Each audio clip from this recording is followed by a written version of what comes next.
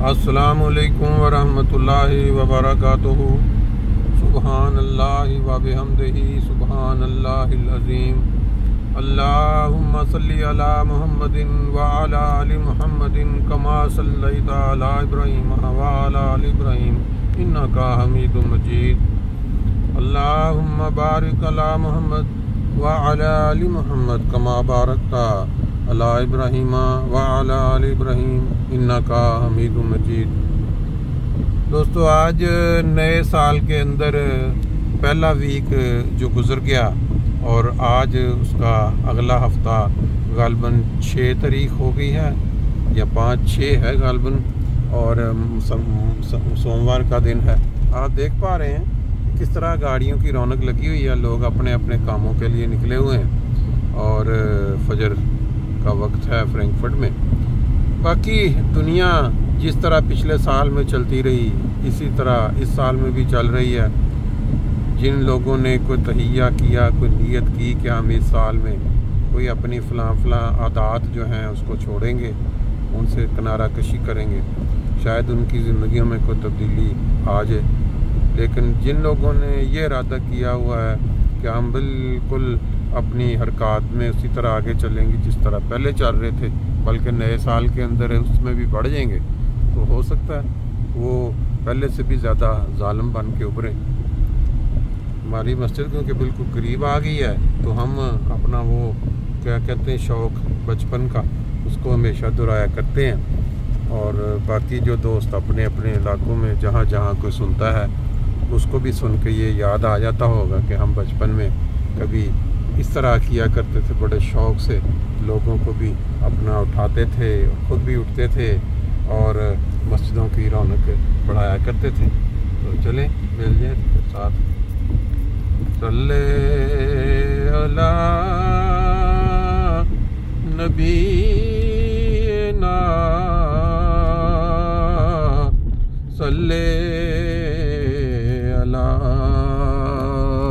محمد۔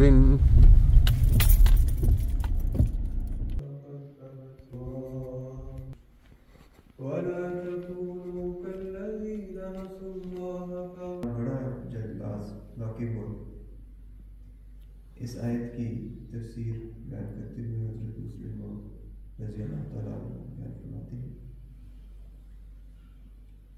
حضور فرماتے ہیں کہ یہ آیت ان معنوں کی تصدیق کرتی ہے جو میں نے اوپر کی آیت لکھی ہے، کیونکہ اس میں اس مضمون کی تشریح کی گئی ہے کہ قیامت کا ذکر نہیں کیا گیا، بلکہ اگلی آیتوں میں بھی وہی مضمون بیان ہوا۔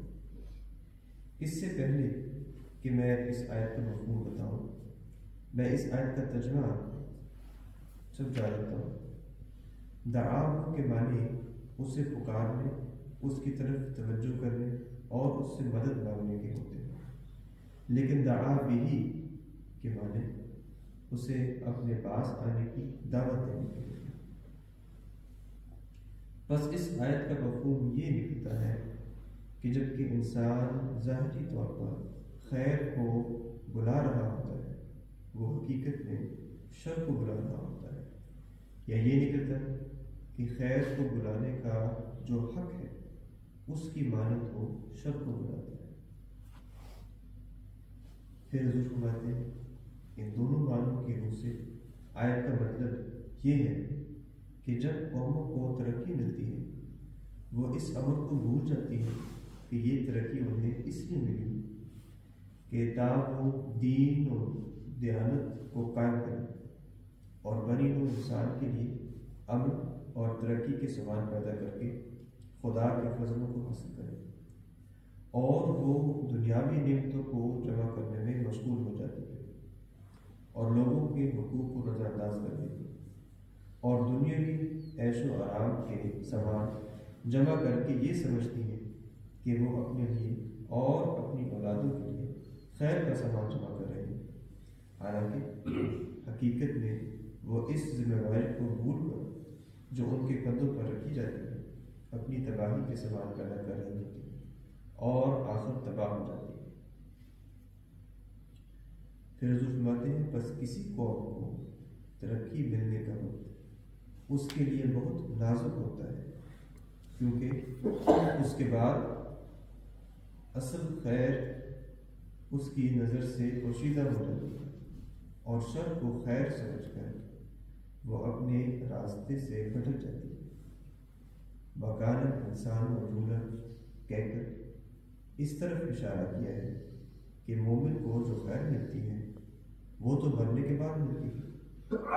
اس دنیا کی فتوحات اس خیر کے حصے کے لیے مواقع وہاں پہنچانے کے لیے دی جاتی ہے، لیکن بعض لوگ جلدی کرتے ہیں اور اس دنیا کی ترقی کو اصل خیر سمجھ کر اس کے سمیٹنے میں لگ جاتے ہیں اور خود اپنے اعمال سے اپنی تباہی کے سامان جمع کر لیتے ہیں۔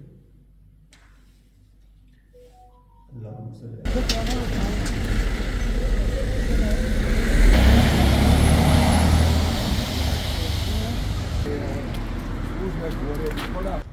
لے جی، صبح کی سیر کا آغاز ہمارا ہمیشہ یہاں سے ہوتا ہے۔ ابھی یہ لائٹ کچھ کم ہے، تھوڑی دیر میں جب ہم آگے پہنچیں گے یا واپسی پہ ہر چیز جو ہے وہ کلیئر ہو چکی ہوگی۔ یہاں کھیتوں کے اندر آپ کو بعض جگہوں پہ ہلکی ہلکی برف جو وائٹ ہے وہ کل کی جو پڑی ہوئی ہے کچھ نظر آ رہی ہے۔ باقی ہمارا گروپ جو ہے آج پھر 6 افراد پہ نارمل ویکینڈ پہ 10-10 12-12 تک بھی چلا جاتا ہے۔ جن لوگوں کی چھٹی ہوتی ہے وہ بھی شامل ہو جاتے ہیں پھر ویکینڈ پہ۔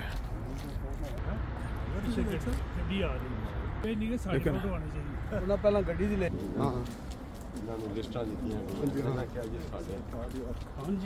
ٹیبل تے بیٹھے کام کرنا ہو رہا، فیلڈ کام کرنا ہو رہا۔